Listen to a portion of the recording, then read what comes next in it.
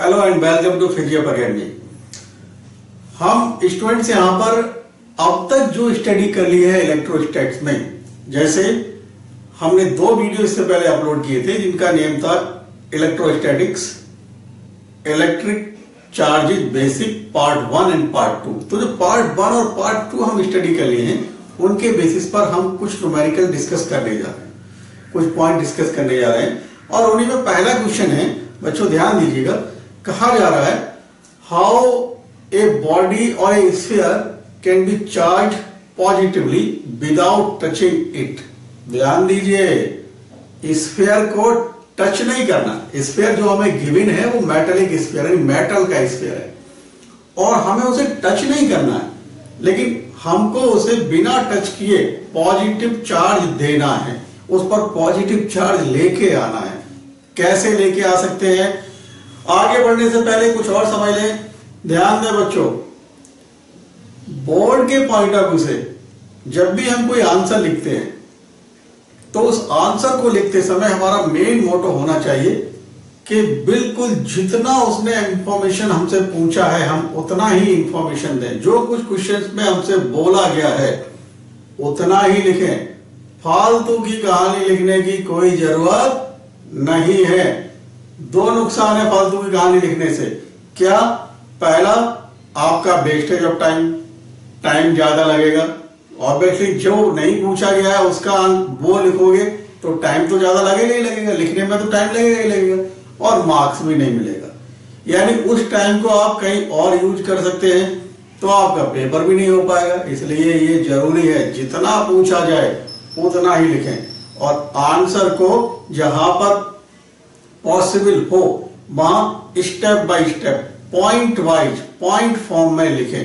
In general theoretical answer जो दिए जाते हैं वो पॉइंट फॉर्म में ही दिए जाते हैं। अगर कोई डेरिवेशन है वो अलग बात है, तो जितने भी थ्योरेटिकल आंसर होते हैं वो पॉइंट फॉर्म में ही दिए जाते हैं। और वंस अगेन, जितना पूछा जाए उतना ही आंसर देना है, फालतू का कुछ नहीं लिखना। अब हम इस क्वेश्चन पर आते हैं। क्वेश्चन में हमसे जैसे कि बोला ही गया है कि कैसे हम किसी भी मेटलिक स्फीयर को पॉजिटिव चार्ज दे सकते हैं बिना टच किए हुए। आइए समझते हैं इसका आंसर और वो हम लिखेंगे स्टेप बाय स्टेप।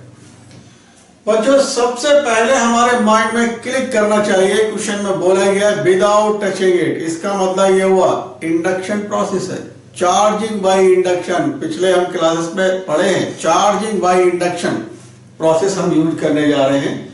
ध्यान दीजिए, सबसे पहला पॉइंट हम लिखेंगे बच्चों, आंसर लिखने जा रहे हैं। पहला पॉइंट लिखिए, bring a metallic sphere with A insulated stand. सबसे पहला पॉइंट लिखेंगे, टेक या bring a metallic sphere with insulating stand. हमने ये इंसुलेटिंग स्टैंड के साथ इस मेटलिक स्फीयर को ले लिया।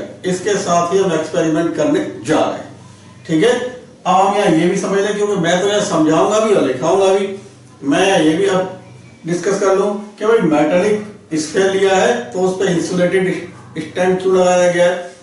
पिछले डिस्कशन में हम समझे कि अगर हम इंसुलेटिंग स्टैंड नहीं लगाएंगे तो ये जो चार्ज होगा वो चार्ज अर्थ में चला जाएगा ह्यूमन बॉडी के थ्रू। इसीलिए यहाँ इंसुलेटिंग स्टैंड रखना जरूरी है, जिससे कि जो भी चार्ज इस पर आए वो अर्थ में नहीं जाए, ठीक है।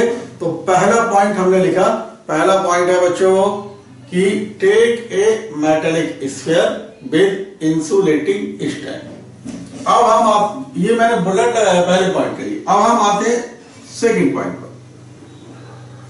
सेकंड पॉइंट है कि जो हमने इंसुलेटिंग स्टैंड के साथ एक मेटलिक स्फीयर ले लिया, उसके पास एक नेगेटिवली चार्ज रॉड लेके आते हैं। मतलब ये हमने फिगर बना रहे हैं, यही मेटलिक स्फीयर है हमारे पास।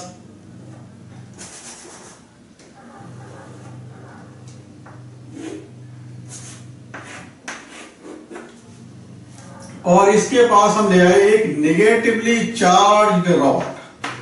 ध्यान दें, नेक्स्ट स्टेप लिखेंगे, a negatively charged rod is brought near to the metallic sphere.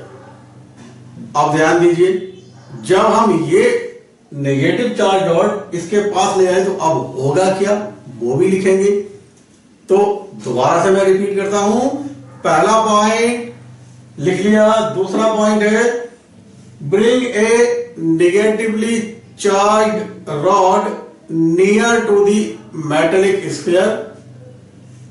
उसके बाद इसी पॉइंट में आगे कंटिन्यू करेंगे, क्या लिखेंगे वो मैं बोल रहा हूं, positive negative charge within the sphere, negative charge in the metallic sphere will move far away due to electrostatic repulsion।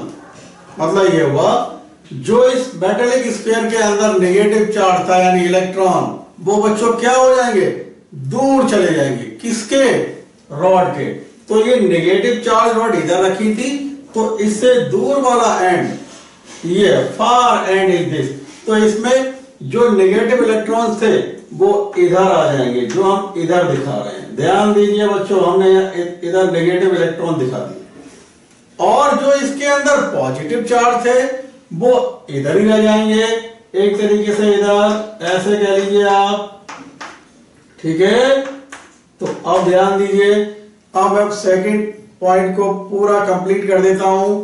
Second point है bring a negatively charged rod near to the metallic sphere, full stop। उसके बाद लिखेंगे इसी में negative electrons will move far away from the rod due to electrostatic repulsion and near end will become positively charged। Once again I am repeating, second point के लिए मैं दोबारा repeat करता हूं, bring a negatively charged rod near to a metallic sphere, full stop। Negative electrons in the metallic sphere will move far away due to electrostatic repulsion and near end of metallic sphere will become positively charged। दो point हमने complete कर लिए। अब third point पर move करते हैं बच्चों, ध्यान दीजिए। थर्ड पॉइंट पर हम मूव करेंगे, फिर से फिगर बना लें इसका। हम फिगर इधर ही बना लेते हैं। थर्ड पॉइंट के लिए हमने क्या किया, ये स्फीयर ये है हमारे पास, रॉड अब भी हमारे पास ही रहेगी, और ये मेटेलिक स्टैंड बना लिया। अब हम क्या करेंगे कि जो यहां पर नेगेटिव चार्ज दिखा लिए मैंने, अब हम इसको अर्थ पे कर देंगे। तो अब नेक्स्ट पॉइंट आप लिखेंगे, now the metallic sphere is connected with the ground by a conducting wire। once again मैं next point repeat कर रहा हूं। now the metallic sphere is connected to the earth with the help of a conducting wire। अब जब हमने इसको conducting wire की help से अर्थ कर दिया तो क्या होगा, हम जानते हैं इसके कुछ इलेक्ट्रॉन्स अर्थ में चले जाएंगे। यानी अब हम पूरा पॉइंट लिख रहे हैं। थर्ड पॉइंट यह है,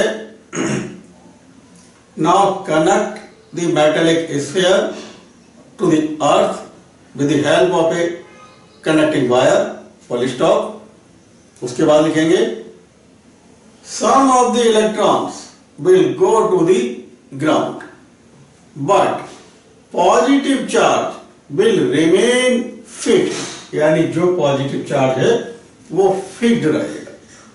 ठीक है, आगे बढ़ते हैं। अब नेक्स्ट पॉइंट पर आते हैं। नाउ अब हम क्या करते हैं कि ये जो हमारे पास कंडक्टिंग वायर से हमने इस स्फीयर को अर्थ से कनेक्ट कर दिया था, उस कंडक्टिंग वायर को डिस्कनेक्ट कर देते हैं। डिस्कनेक्ट करने से क्या होगा कि इस पर जो कुछ इलेक्ट्रॉन थे वो अर्थ में चले गए, लेकिन पॉजिटिवली चार्ज वैसा ही रहा जैसा था।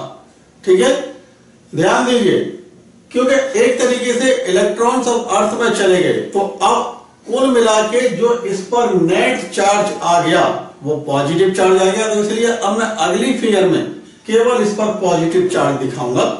वो ये मैंने इस तरीके से स्फीयर को बना लिया और रॉड को मैंने यहीं पर रखा और अब मैं यहां पर केवल प्लस चार्ज दिखा। जो वायर था वो मैंने डिस्कनेक्ट कर दिया। बच्चों ये ध्यान देंगे कि ये स्फीयर का साइज आपको अलग अलग लग रहा होगा, लेकिन ये एक ही स्फीयर है, भाई स्फीयर है जिसके साथ हम एक्सपेरिमेंट कर रहे हैं। आगे समझते हैं। तो अब नेक्स्ट पॉइंट पर हम लिखेंगे। नेक्स्ट पॉइंट है now disconnect the conducting wire, यानी disconnect the sphere from the earth, full stop. Positive charge will remain fixed but it will be unequal distributed. मतलब ये हुआ, नेक्स्ट पॉइंट में हमने क्या लिखा वो मैं एक बार और रिपीट करता हूं। नेक्स्ट पॉइंट में हमने लिखा है the positive charge, sorry, sphere is disconnected from the ground, full stop. The positive charge remain fixed and this positive charge is unequally distributed. Unequally distributed क्यों है? क्योंकि हमने इस नेगेटिवली चार्ज रॉड को हटाया नहीं। ठीक है, अब नेक्स्ट पॉइंट पर हम आते हैं।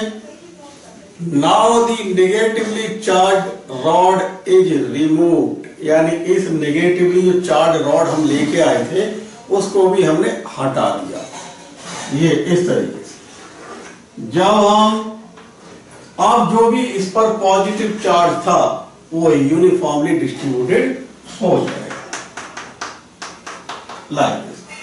तो लास्ट पॉइंट है बच्चों, now the negatively charge rod is removed, full stop, and acquired positive charge will distribute uniformly. यही स्टेप बाय स्टेप आंसर हो गया। दोबारा से मैं समझा रहा हूं आपको, पहले भी मैंने पिछले लेक्चर्स में बोला है कि इन सब को समझें, पहले वीडियो को केवल देखें, उसके बाद देखें और मतलब सुने, उसके बाद कॉपी पेन की हेल्प से इन सभी का जो मैंने बोला है उनके नोट्स बनाएं। क्योंकि अभी जो मैंने क्वेश्चन समझा है इसका आंसर कंप्लीट थ्योरेटिकल था, इसको अपनी लैंग्वेज में लिखने की कोशिश कर, रटना नहीं है, कुछ नहीं रटना है, केवल समझना है। इसलिए ये ध्यान देंगे, हमारा माइंड केवल और केवल लॉजिकल माइंड होना चाहिए, समझने के लिए होना चाहिए, रटने के लिए नहीं, क्योंकि फिजिक्स रटने से नहीं आ सकती। दोबारा से हम समझा रहे हैं कि इन सबको देखें, सुने, फिर अपने नोट्स बनाने की कोशिश करें और अच्छे तरीके से इसे समझें, रटें। तो इसी तरीके से हमने इसका आंसर दे दिया। अगर हो सकता है कि क्वेश्चन में, बोर्ड एग्जाम में ये क्वेश्चन पूछा जा सकता है और हो सकता है कि वहां पर ये बोल दिया जाए कि जैसे यहां हमने ये बोला कि इस स्फीयर को आपको पॉजिटिवली चार्ज करना है, हो सकता है वहां आपसे कहा जाए कि इस स्फीयर को नेगेटिवली चार्ज करना है। तो नेगेटिवली चार्ज करने के लिए हम क्या करेंगे, सब कुछ वैसा ही रहेगा, अंतर कहां आएगा, इस रॉड को जो नेगेटिवली चार्ज है यहां पर, ये पॉजिटिवली, ये रॉड पॉजिटिवली चार्ज होनी चाहिए। जब पॉजिटिवली चार्ज होगी तो नेगेटिव चार्ज इधर आ जाएगा और पॉजिटिव चार्ज इधर आ जाएगा। ठीक है, उसके बाद जब हम इसको अर्थ से कनेक्ट करेंगे तो अभी यानी इस केस में जो यहां से इलेक्ट्रॉन अर्थ में गए थे, अब क्या होगा, electron will come from the earth to the sphere, यानी उस केस में उल्टा होगा कि इलेक्ट्रॉन अर्थ से स्फीयर के पास आएंगे। ठीक है, बाकी का सारा प्रोसेस बिल्कुल वैसा ही है जो अभी हम पढ़े थे। क्वेश्चन नंबर 2 में बच्चों हमसे कह रहा है कि अगर किसी भी बॉडी से हम 10 टू द पावर 9 इलेक्ट्रॉन्स पर सेकेंड ट्रांसफर करते रहे, और कब तक ट्रांसफर करते रहे? जब तक कि उस बॉडी पर 1 कूलम चार्ज ना आ जाए। तो ऐसा करने में हमें कितने ईयर्स लग जाएंगे? ध्यान दीजिए, कहा जा रहा है ये है हमारे पास, मान लीजिए कोई भी एक बॉडी, और जैसा इन्होंने कहा है कि भाई इस बॉडी से 1 सेकंड में 10 टू द पावर 9 इलेक्ट्रॉन्स बाहर निकाल दिए गए। तो ध्यान दें, हमने यहां से बोला जा रहा है 10 टू द पावर 9 इलेक्ट्रॉन्स पर सेकेंड बाहर निकाले जा रहे हैं। तो अब ऐसा करते करते हमें कितना टाइम लगेगा कि बॉडी पर 1 कूलम चार्ज आ जाए? मतलब ये हुआ, ध्यान दीजिए, बहुत आसान सा न्यूमेरिकल है, समझे। हम मान लेते हैं कि बच्चों t सेकेंड लगेंगे। कितना? Let t second. तो बहुत कॉमन सेंस की बात है कि भाई हम ये देख लें कि भाई इन t सेकेंड में कितने इलेक्ट्रॉन बाहर निकलेंगे। तो जैसे बोला जा रहा है 1 सेकेंड में 10 टू द पावर 9 इलेक्ट्रॉन बाहर निकलते हैं, तो t सेकेंड में कितने इलेक्ट्रॉन बाहर निकलेंगे? t से मल्टीप्लाई करते हैं, यानी जो नंबर ऑफ इलेक्ट्रॉन्स हैं वो हो जाएंगे 10 to the power 9 multiplied by t। आप जानते हैं Q is equal to NE। हमें Q दे रखा है 1 कूलम। कहा जा रहा है कि ऐसा करने में कितना टाइम लगेगा? कब तक? जब तक इस पे 1 कूलम चार्ज ना आ जाए। Q 1 कूलम, स्मॉल e का वैल्यू आप जानते हो बच्चों। तो ये 1, n की जगह हमने लिख लिया 10 टू द पावर 9t, और e की जगह 1.6 multiplied by 10 to the power -19। तो t आप देख ही रहे हैं, t आ जाएगा, एक तरीके से कहा जाए 1 upon 1.6 into 10 to the power minus का 10 to the power 9, 10 to the power -19, 10 to the power -10 बचेगा। तो अब हम केवल कैलकुलेशन करना हमें रह गया। ध्यान दें, t इज इक्वल टू आपके पास आएगा 10 टू द पावर 10 ऊपर चला जाएगा अपॉन 1.6, और जब हम इसको सॉल्व करेंगे तो ये हमें मिलेगा 0.625 multiplied by 10 to the power 10 second, यानी 0.625 into 10 to the power 10 second का टाइम लगेगा। लेकिन हम देखते हैं भाई इसको कि क्या ये टाइम तो हमें जब देखने से ही लग रहा है बहुत बड़ा टाइम है, तो हम क्यों ना इसको ईयर में कन्वर्ट करने की कोशिश करें, क्योंकि जनरली जब हम ईयर के रेस्पेक्ट में देखेंगे तब हमें पता चलेगा कि कितने साल लग सकते हैं। तो देखिए, अब हम देख रहे हैं भाई, आप जानते हैं 1 ईयर इक्वल टू होता है 365 मल्टीप्लाई 365 डेज हो गए। कितने से मल्टीप्लाई करें? 1 डे में कितने आवर? 24 आवर्स। आवर को फिर हम मिनट में कन्वर्ट करें, मिनट को हम फिर सेकंड में कन्वर्ट करें, तो ऐसे समझ लीजिए 24 मल्टीप्लाइड बाई 60 मल्टीप्लाइड बाई 60, ये आ गया सेकेंड।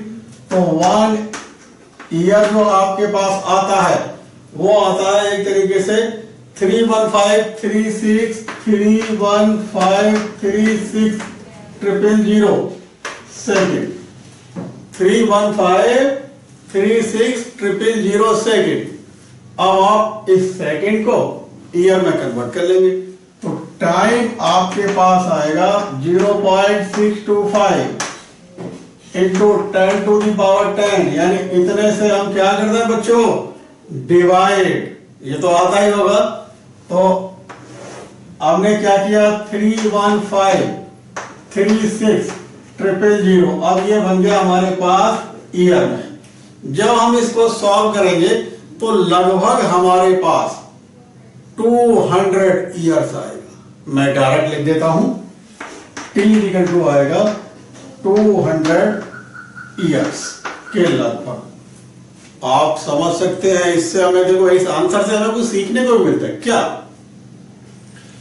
कहने को 1 कूलम, लेकिन 1 कूलम चार्ज आप देख ही रहे, जब 1 कूलम चार्ज एक्वायर करने में इसे 200 साल लग जाएंगे। इसका मतलब 1 कूलम चार्ज कोई छोटा चार्ज नहीं है, बड़ा चार्ज।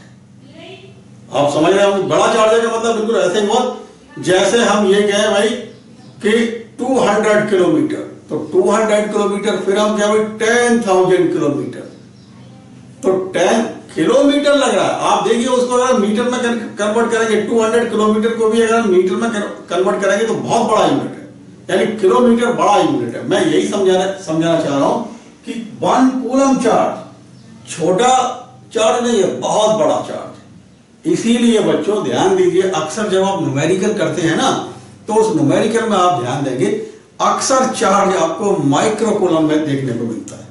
रीजन, क्योंकि 1 कूलम आप देख रहे हैं बहुत बड़ा चार्ज यूनिट है, मतलब ये वो 1 कूलम चार्ज एक्वायर करने में 200 साल लग रहे हैं। अब 200 साल किसने देखे वो आप भी जानते हैं, ठीक है। तो इससे हमें आंसर ही नहीं पता लगा, बल्कि हमें कुछ सीखने को भी मिला कि जो 1 कूलम चार्ज है वो बहुत बड़ा यूनिट होता है। मतलब 1 coulomb charge is not a small charge, it is very big charge. जो क्वेश्चन 3 हमसे कह रहा है कि हमें 250 ग्राम ऑफ वाटर दे रखा है, और हमसे बोला जा रहा है कि भाई 250 ग्राम वाटर में कितना पॉजिटिव चार्ज या कितना नेगेटिव चार्ज है। पहले थोड़ा समझ लेते हैं। और अब तक हम पिछले जो 2 वीडियो थे उनके हेल्प से जान चुके हैं कि कोई भी material as a whole neutral होता है, और न्यूट्रल होने के पीछे भी हमने रीजन समझाया था कि जितना उस पर पॉजिटिव चार्ज होता है उतना ही उस पर नेगेटिव चार्ज होता है। तो इसीलिए इन्होंने हमसे कहा है कि भाई कितना पॉजिटिव चार्ज है कितना नेगेटिव चार्ज है वो बताइए। एज ए होल तो वो न्यूट्रल होता ही है, हम भी जानते हैं, ठीक है। तो अब आगे बढ़ते हैं। इनका हमसे कहना है 250 ग्राम ऑफ वाटर, ये आपको गिवन है, और ये कह रहे हैं बताइए इस 250 ग्राम वाटर में कितना पॉजिटिव चार्ज और कितना नेगेटिव चार्ज है। चलिए ध्यान से समझते हैं बच्चों। केमिस्ट्री तो हम सब पढ़ते हैं और जानते हैं कि भाई वाटर का एक मॉलिक्यूल ये हो गया। आप जान रहे हैं बच्चों, वाटर का मॉलिक्यूल, इसका जो वेट होता है, एटॉमिक वेट, वो कितना निकल के आता है आप सभी को पता ही होगा, 18 ग्राम। 18 ग्राम वाटर का एटॉमिक वेट हो गया। और हम जानते हैं भाई कि 1 मोल हो गया, यानी 1 मोल में जो टोटल नंबर ऑफ मॉलिक्यूल्स होते हैं वो होते हैं एवोगैड्रो नंबर के इक्वल। मतलब एक सिंपल मैथमेटिक्स लगाएंगे हम यहाँ पर। 18 gram is equal to 6.02 into 10 to the power 23। इसीलिए हम 250 ग्राम में, यानी 250 ग्राम में कितने मॉलिक्यूल्स होंगे वो फाइंड आउट कर लेते हैं। तो इसीलिए 1 ग्राम में कितने हो जाएंगे, 6.02 into 10 to the power 23 upon 18। इसलिए भाई 250 ग्राम में कितने हो जाएंगे, 250 ग्राम में जो नंबर ऑफ मॉलिक्यूल आए 6.02 into 10 to the power 23 upon 18 multiplied by 250। मतलब ये हुआ हमारे पास 250 ग्राम वाटर जो हमें गिवन है उसमें इतने मॉलिक्यूल्स हो गए। बहुत आसान हो गया क्वेश्चन, आप ध्यान से समझें। हम अब H2O है इसके पास चलते हैं, देखते हैं कि इससे हमें कोई और जानकारी मिलती है। देखें, हम जान रहे हैं कि H2O में 2 हाइड्रोजन के एटम और 1 ऑक्सीजन का एटम है। और आप जानते हैं हाइड्रोजन के एक एटम में 1 इलेक्ट्रॉन, और हाइड्रोजन के एक एटम में 1 इलेक्ट्रॉन, और ऑक्सीजन के एक एटम में हम जानते हैं कितने इलेक्ट्रॉन होते हैं ऑक्सीजन के एक एटम में, 8 इलेक्ट्रॉन। लेकिन हमें यहां हाइड्रोजन के 2 एटम दे रखे, ध्यान से समझ लीजिए, मैं यहां लिख देता हूं H2O कहा जाए एक तरीके से 2 एटम्स हाइड्रोजन, और हाइड्रोजन के एक एटम में कितने इलेक्ट्रॉन? 1 इलेक्ट्रॉन। तो 2 एटम में कितने इलेक्ट्रॉन? 2 इलेक्ट्रॉन, यानी इसमें जो नंबर ऑफ इलेक्ट्रॉन्स हो गए वो 2। और बच्चों ऑक्सीजन का एक एटम यानी 1 एटम ऑक्सीजन, और इसमें कितने इलेक्ट्रॉन? 8 इलेक्ट्रॉन। तो टोटल कितने इलेक्ट्रॉन हो गए? 8 + 2 यानी 10 इलेक्ट्रॉन। कहने का मतलब ये हुआ, हम ऐसे कह सकते हैं हाइड्रोजन के हम ऐसे कह सकते हैं वाटर के 1 मॉलिक्यूल में 10 इलेक्ट्रॉन 10 प्रोटॉन। तो ध्यान दीजिए, इसका मतलब यह हुआ कि कुल मिला के n = 10 आया। n = 10 आया का मतलब ये हुआ, ये n 10 इलेक्ट्रॉन्स हो गए 1 मॉलिक्यूल में। लेकिन ध्यान दीजिए, हमारे पास मॉलिक्यूल की संख्या इतनी है, कितनी? 6.02 × 10⁻23 × 250/18। तो वास्तव में एक मॉलिक्यूल में 10 इलेक्ट्रॉन्स हैं। तो इतने मॉलिक्यूल में कितने इलेक्ट्रॉन्स हो जाएंगे? वो हो जाएंगे एक तरीके से कहा जाए 10 से इसको मल्टीप्लाई कर देंगे तो वो आएगा 6.02 × 10⁻23 × 250/18 मल्टीप्लाइड बाई 10। वास्तव में ये हमारे पास जो Q = NE होता है, उसमें जो n है वो ये निकल के आ गया, यानी n = दिस। सीधी सी बात है, n की ये वैल्यू लगा दें और E की आप वैल्यू जानते ही है, तो Q आ जाएगा आपके पास 6.02 × 10⁻23 × 250 × 10 अपॉन आपका 18 मल्टीप्लाइड बाई 1.6 × 10⁻⁻19। जब बच्चों हम इसे सॉल्व करेंगे, कैलकुलेशन तो आप कर ही सकते हैं, और इसका जो आंसर आएगा जब हम इसे सॉल्व करेंगे 1.34 × 10⁻⁷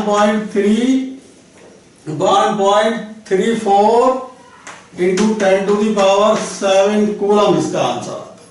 कैलकुलेशन आप कर लीजिएगा, इजीली कर सकते।